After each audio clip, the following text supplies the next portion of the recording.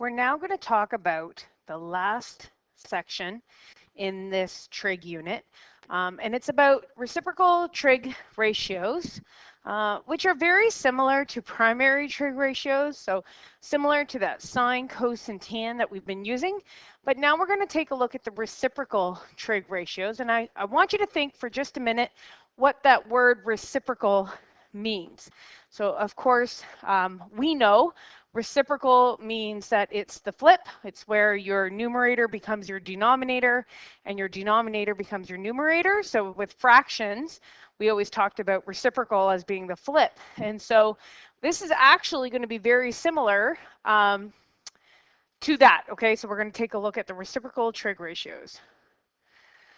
Okay, so we know our three basic trig ratios. We know that sine theta is equal to opposite over hypotenuse, and cosine theta is equal to adjacent over hypotenuse, and tan theta is equal to opposite over adjacent. So that's what we've been looking at previously. But there's actually three other trig ratios that we can use, and one is called cosecant, and one is called secant, and one is called cotangent.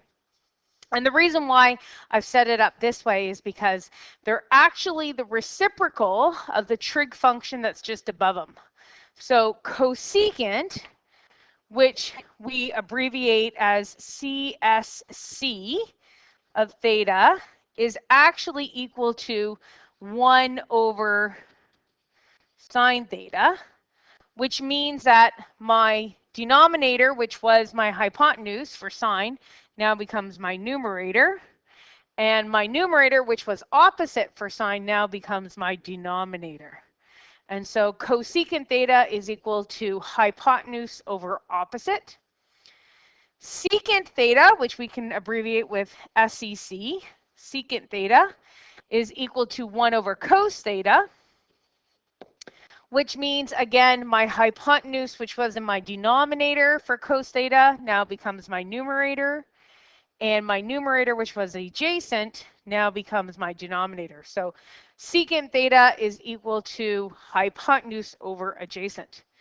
And the last one here, which is cotangent, we abbreviate as COT. So cotangent theta is equal to 1 over tan theta. Or in this case, since adjacent is in the denominator, it becomes my numerator.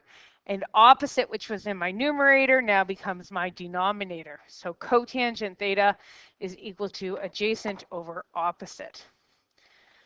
Okay, so now we have these three other primary reciprocal trig ratios that we can use when solving problems.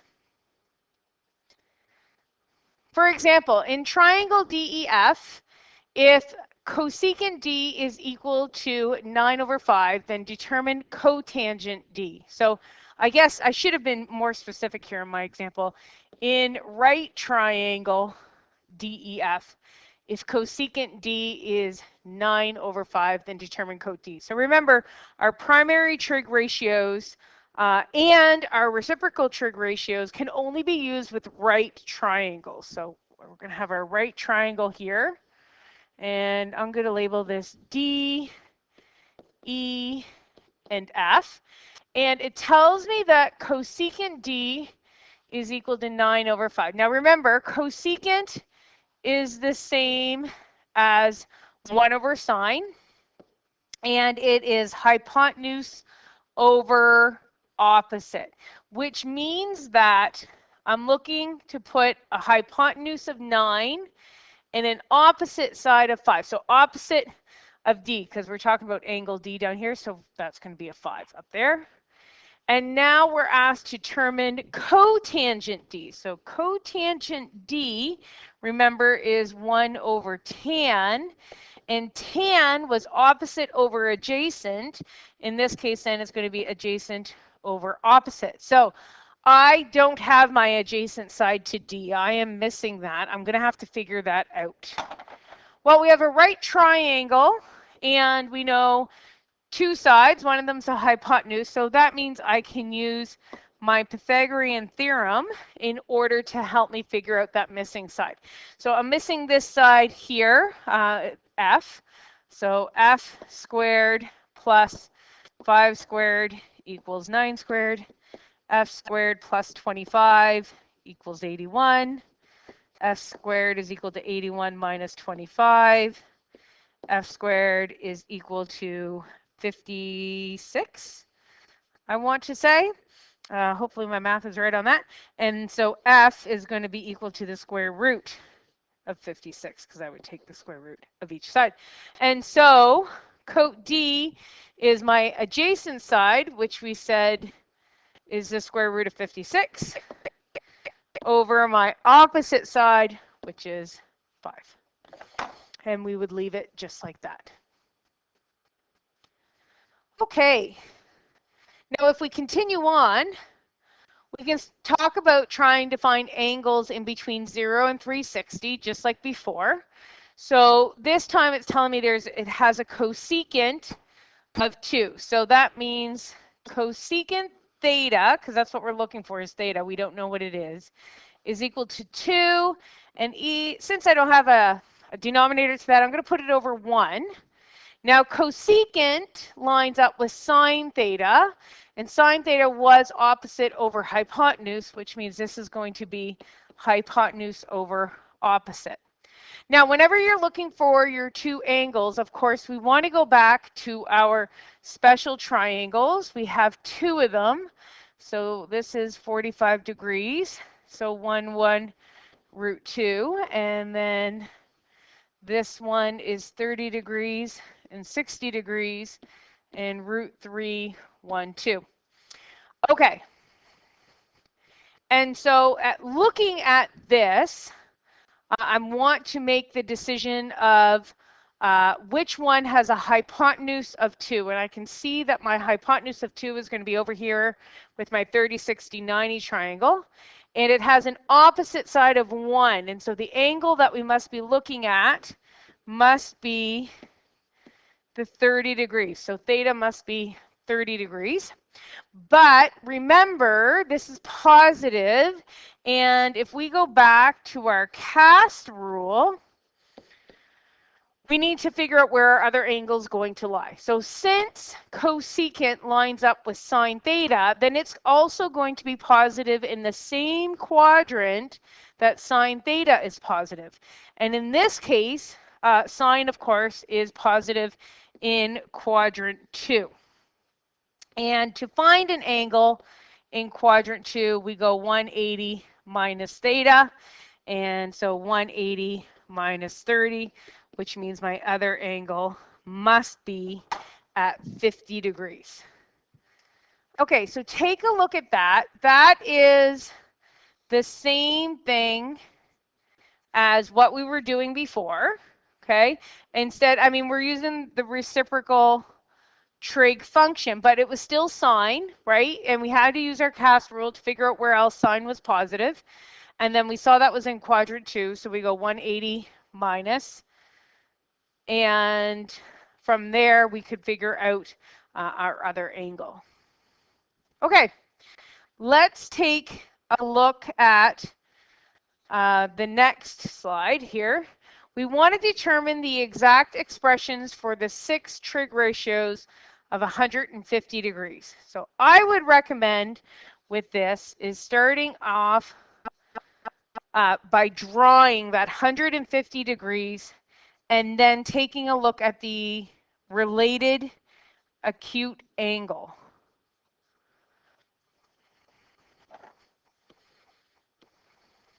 All right, so 150 is going to be here. So this is going to be 30 degrees. Okay, so if it's 30 degrees down there, it's 60 degrees for my other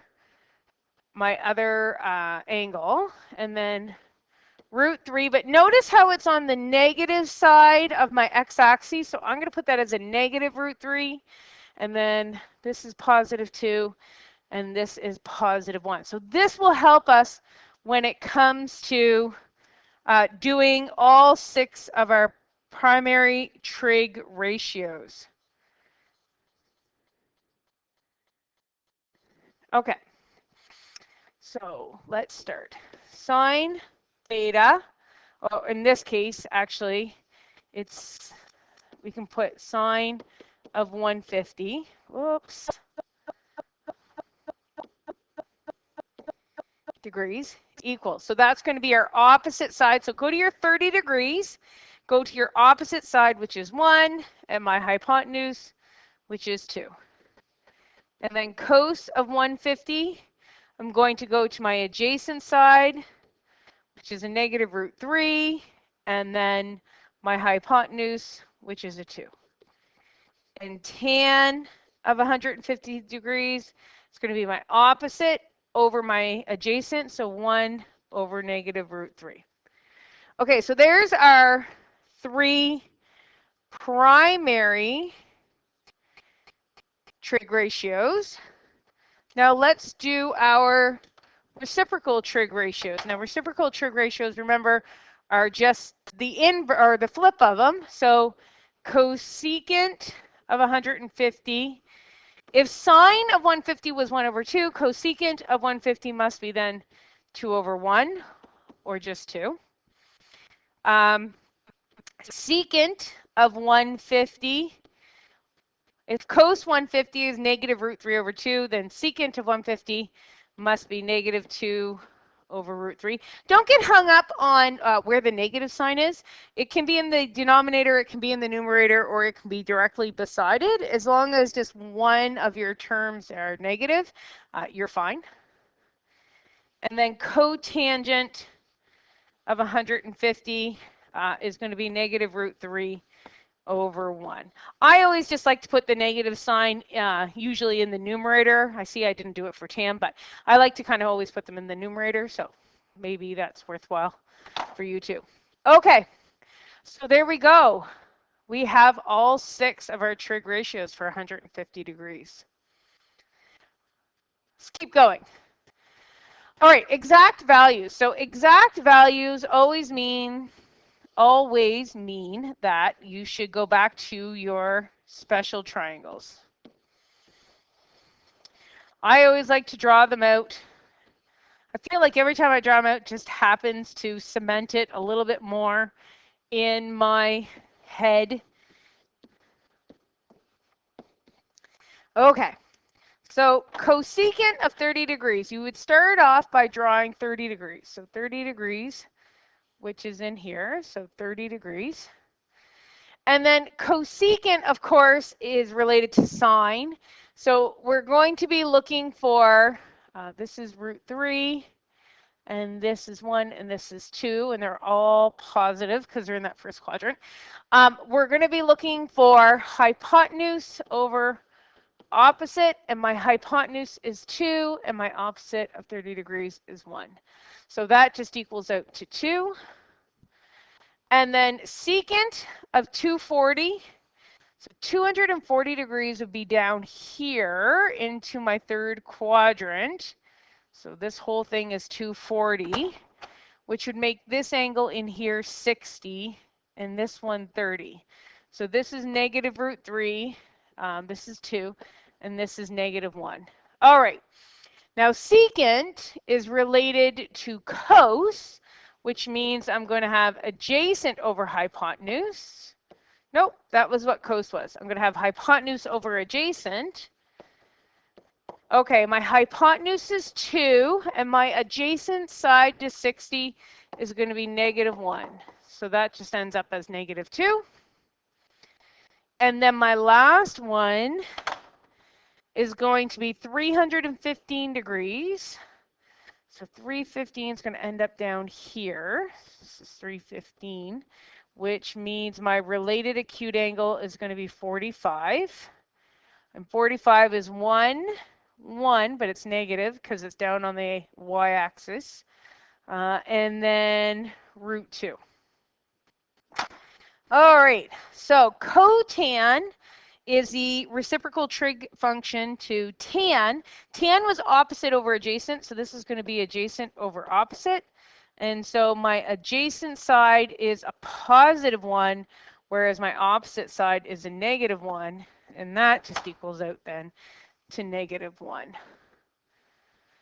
Okay, so we're still finding the exact values the same way as we did before. We draw the angle first so we see what quadrant it's in. And then from there we can fill in the values to our special triangles. And then from there just set up your ratio. And then look to your diagram to see what the values are that get plugged in. Okay? All right.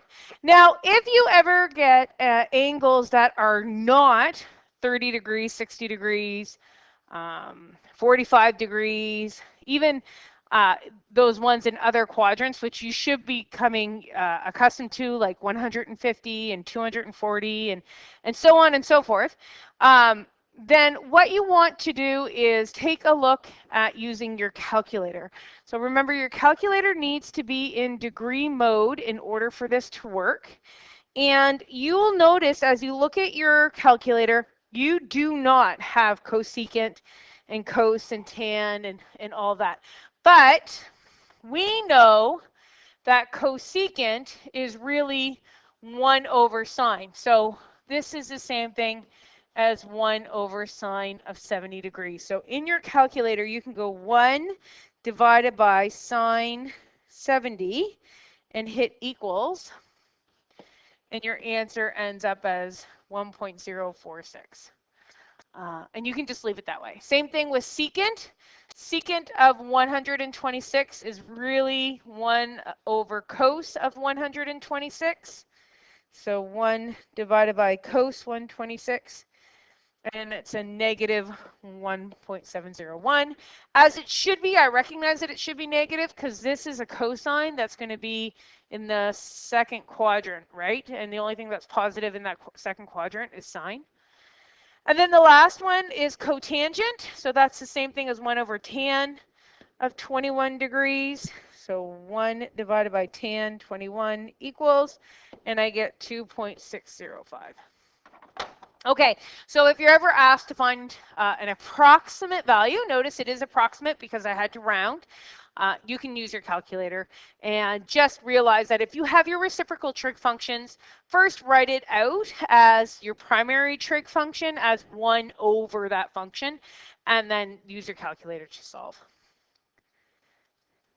Okay, so let's do a little bit more finding two angles using our special triangles. So I'm going to draw my special triangles. I always like to have them in front of me just for reference.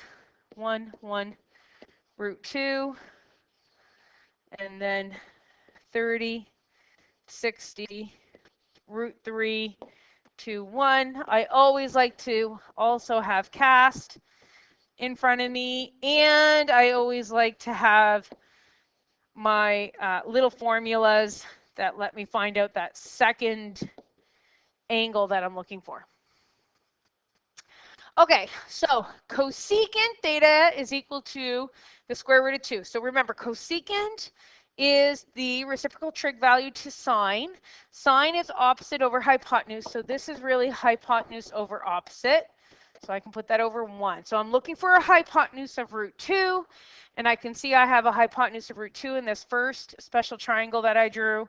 That's with my 45 degrees, so this must be 45 degrees for my quadrant 1 angle. Now it is positive, that's a positive root 2, so I have to think about where else is cosecant positive. Cosecant, of course, aligns itself with sine, and sine is positive in the second quadrant.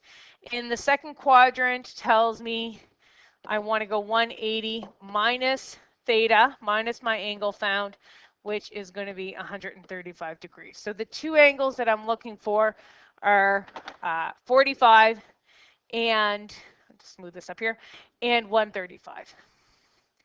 All right, secant theta equals negative 2. So I'm just going to ignore the fact that it's a negative to start. I'm going to figure out what theta is as if it were positive. So again, secant is the reciprocal function to cos. And cos is adjacent over hypotenuse, so this is hypotenuse over adjacent. And I'm going to go to my special triangle that has a hypotenuse of 2. And I can see right here, that's the second special triangle that I created. And I'm looking for an adjacent side of 1. I can see my adjacent side of 1. That means it must be 60 degrees. So if this were a positive 2 over 1, the angle that we would be looking for would be 60 degrees. But it is not the answer to what I'm looking for because I was looking for a negative 2. So I have to think about where is cos, since secant is a reciprocal function to cos, where is cos negative? And I can see that it's negative in quadrant 2 and it's negative in quadrant 3. So this is going to be 180 minus theta, which is 60, and this one's going to be 180 plus theta, which is 60. 180 minus 60 is 120, so that's one of my answers. 180 plus 60 is 240, so that's my other answer. Okay, and cotangent theta is equal to a root 3. So cotangent is the reciprocal trig function to tan theta. Tan was opposite over adjacent, so this is going to be adjacent over opposite. So I am looking for the angle that has root 3 as an adjacent side. And I can see that that occurs in my second special triangle. If I look at where root 3 is, I'm looking for the angle that's beside it, and the angle beside it, of course, is 30 degrees. So that is my quadrant 1 angle, which I'm looking for since it's a positive root 3. Now, where else is cotan positive? So I'm going to look to my cast rule. Cotan is a reciprocal trig function to tan, and tan is positive in the third quadrant. So quad 3 is a 180 plus 30 plus theta, which is 210 degrees. So the two angles I was looking for were in quadrant 1 and in quadrant 3. Okay, so again, this is not any different from what we were doing before, other than remember that we have to flip our ratios, of course, because these are reciprocal trig functions that we're looking at.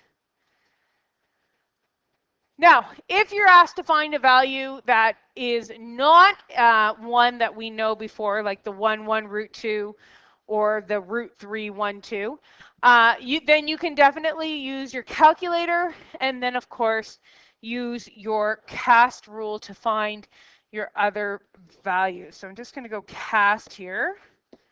And I'm also going to use my 180 minus theta, 180 plus theta, 360 minus theta. So again, I just like to write them out to help me. Now, in your calculator, of course, you cannot use cosecant because we don't have a cosecant button. So the first thing I'm going to change is cosecant is the same thing as sine theta, right? But it's flipped. So I'm going to take this value of 8 and I'm actually going to flip it. So there's no denominator there, but I can create a denominator. And so it's going to be sine theta of 1 over 8. So let's start by finding that first angle. In your calculator, you want to press your second function button or your shift button and then sine. So you get that sine inverse, right? Because what we're really doing is we're taking the sine inverse of each side because then these will cancel out, leaving me with just a theta is equal to sine inverse of 1 over 8. So bracket 1 divided by 8 bracket equals, and if I round that properly, I get 7 degrees. It's a pretty small angle. Okay. So that's my first angle, but since it's a positive value and it's sine, I know that there's also another angle in quad 2, which is 180 minus theta, so 173. Okay, so let's try the same thing, but with secant theta. So secant theta, of course, it aligns itself with cos theta, and we're going to have to flip this. So instead of 5 over 2, it's going to be 2 over 5. Now it is a positive, which is great. So let's take the cos inverse of each side, because then that cancels out the coses, leaving me with cos inverse of 2/5. Okay, so second function cos, bracket 2 divided by 5, bracket equals, and I find out that theta is 66 degrees. Now, this was also positive, so I'm going to go back to my cast rule and take a look at where cos is positive. It's also positive in quadrant 4. Quadrant 4 is 360 minus theta, so 360 minus 66, and that's going to leave me with 294. So 66 and 294 are my two angles. All right, and this last one is cotan. So cotan, of course, is the reciprocal trig function to tan. So tan theta equals 16 over 5. Of course, we can't have tan, so we're going to go tan inverse. But if I do that to one side, I have to do it to the other. That cancels that out. So theta equals the tan inverse of 16 over 5. So second function tan, bracket 16 divided by 5, bracket equals, and I get 73 degrees. Okay, so again, this is positive, which is great, but that's only one of my angles. I have to find the other angle, which is going to be in quadrant 3. So 180 plus 73, which is going to be 253. So my two angles are 73 and 253. All right. Notice it does say using your calculator, so that was a big tip off to me that these were not exact values that we could use our special triangles with, that I had to use my calculator. All right, practice. All this stuff just takes a little practice. So page 246 out of your book, and as always, if you have any questions, please reach out. Thank you.